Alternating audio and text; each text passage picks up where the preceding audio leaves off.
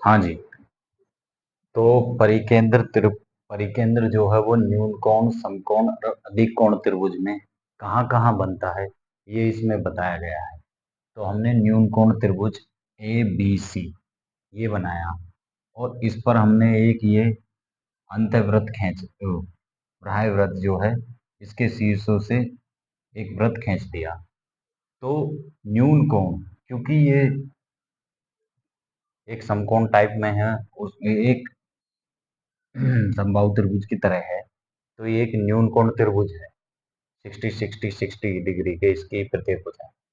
तो हम जानते हैं कि न्यून कोण त्रिभुज में ये जो है परिकेंद्र, ये ओ, ये परिकेंद्र अंदर अंदर की तरफ को बनता है। ए बी सी और इसके अंदर ये त्रिभुज है, तो ये अंदर बनता है। और समकोण त्रिभुज में परिकेंद्र, हमने समकोण त्रिभुज ए बी सी जिसकी एक भुजा 90 डिग्री होती है उस समकोण त्रिभुज कहते हैं। तो समकोण त्रिभुज में कर्ण की ओर से डाले गए लंब, मान लो इसमें इसमें हम यहाँ से एक भुजा इस प्रकार, यहाँ से एक इस प्रकार और यहाँ से ये इस प्रकार डालते, तो ये त्रिभुज के अंदर, इस त्रिभुज के अंदर परिकेंद्र बनता न्यून कोण में। तो इस टाइप में तो हम जानते हैं कि ये त्रिभुज के अंदर एक बिंदु O की तरफ बनता। ठीक है, तो ये त्रिभुज के अंदर बनता परिकेंद्र। समकोण त्रिभुज में ये हमें पता है कि यहाँ से लंब डालेंगे नहीं बनेगा, यहाँ से लंब डालेंगे, पर ये यहाँ से 90 डिग्री से यहाँ पर एक लंब डल जाएगा।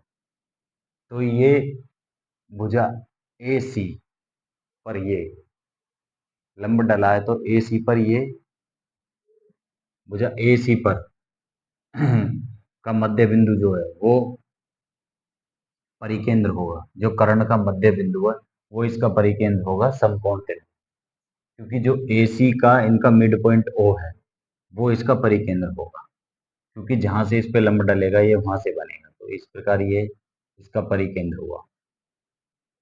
ये समकोण त्रिभुज 90 डिग्री है ना। तो परिकेंद्र कर्ण का मध्य बिंदु, ए सी का मध्य बिंदु समकोण त्रिभुज में, परिकेंद्र कर्ण का मतलब ए सी का मध्य बिंदु होगा, क्योंकि ए सी को हम कर्ण बोलेंगे। ठीक है, सबसे बड़ी भुजा।